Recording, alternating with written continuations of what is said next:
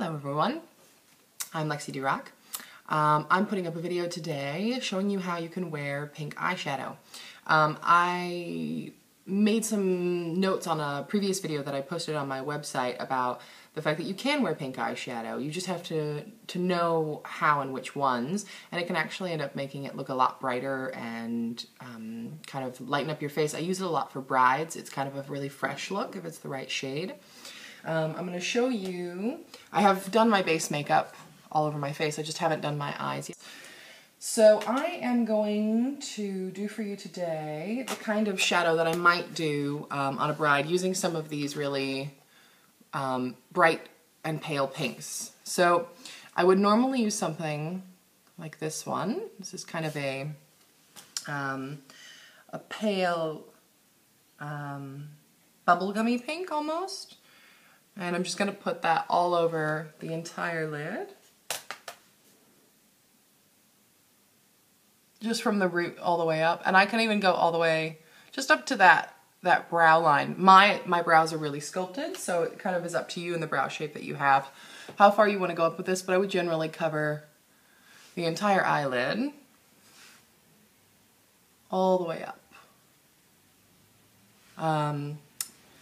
A nice brush is really, really helpful. Using sponges and things like that is just next to impossible. I almost would say, I always feel that the quality of your tools is almost more important than the quality of your makeup.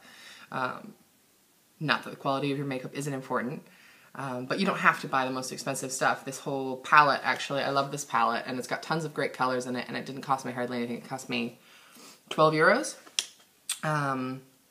It's not the highest quality. It's not as good a pigment as some of the other stuff, like this other stuff I have. I have some MAC stuff or some Aveda stuff, and the pigments are a little bit stronger. But it's fun to give you a lot of colors to play around with. I'm going to take this really bright pink, the really, really bright one there. It's almost like a neon-y sort of pink. And I'm going to place that kind of in the crease and into the corner of my eye. You can see there. And just kind of feather it round from the outside corner, and then blend it just softly in those corners. So it's not a hard line. You don't want a really bright swipe of color, otherwise it is going to be really hard to wear. Look at the other side. Just into that crease there, and in the corner, round into that center bit of your eye, and then kind of blend it in that soft outer corner there. Use your fingers if you want to. I'm a fan of using brushes and fingers. I don't ever use sponges, just because I find that they are often full of a lot of bacteria and they eat a lot of your makeup up. So I might use a bit of that same color, and one of my favorite color combinations is this sort of pink color with gold. So I'm just going to run this as well on the lower lash, on the outer half of my eye.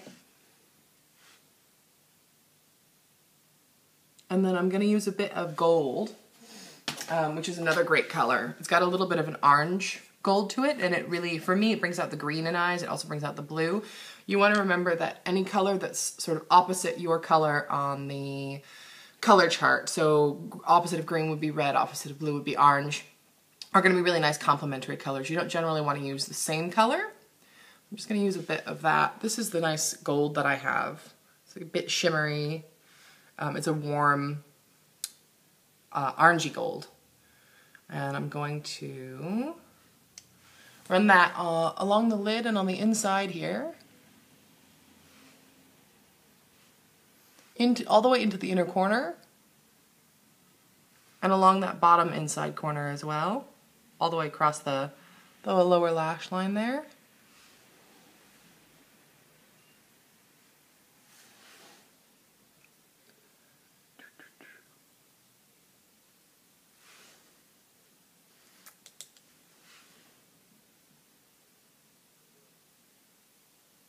And all the way across the bottom.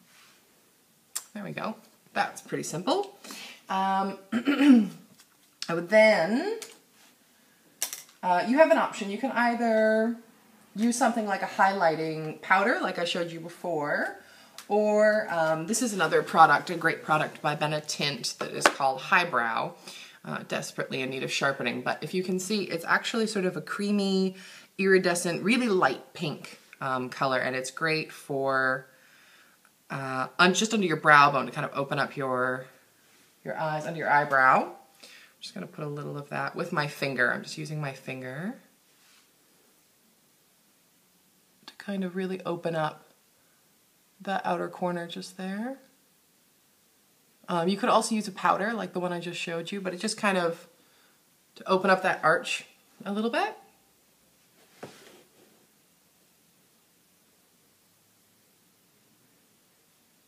And this is nice because it's a cream, it blends really well. There we go. Then we're nearly finished. I would just apply mascara. This is a mascara I really like. I did a little review of this I was going to put up as well.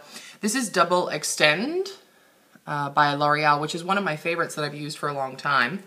There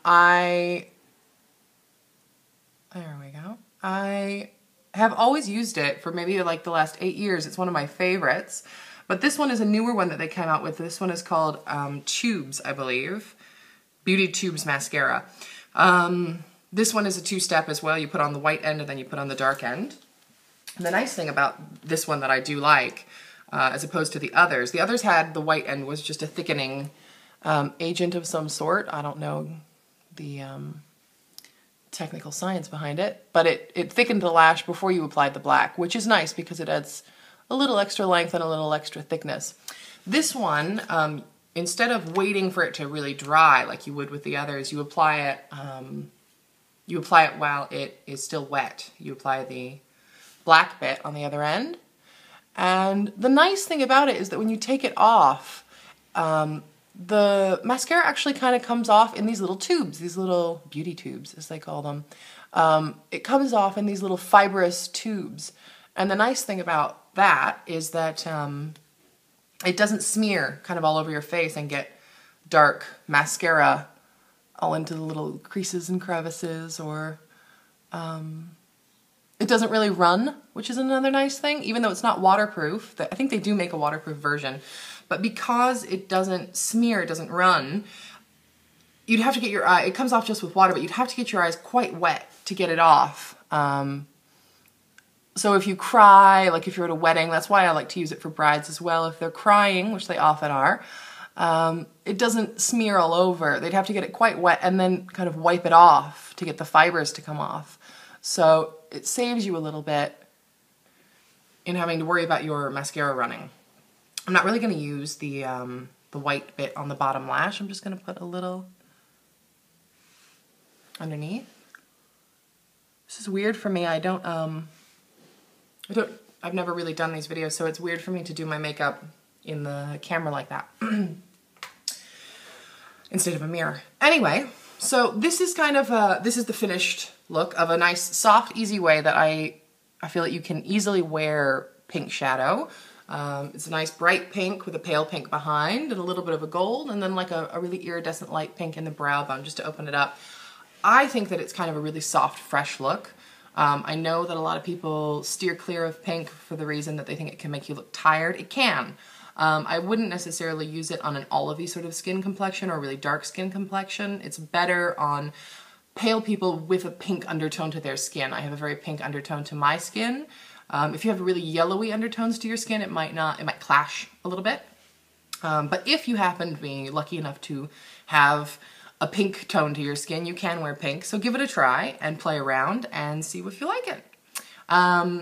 If you like this video, go to my website, ienjoybeingagirl.com, and you can see other videos posted by myself or other people, as well as read other stories and things that we've put up. And if you would like to suggest anything that you'd like to see, or you have any questions about anything, feel free to send me a message, and I will get back to you as soon as I can, and hopefully I can answer your questions. And if I don't know the answer, I'll try and find it out. I hope that was a fun little tutorial for you and you got something from it. See you again later. Bye.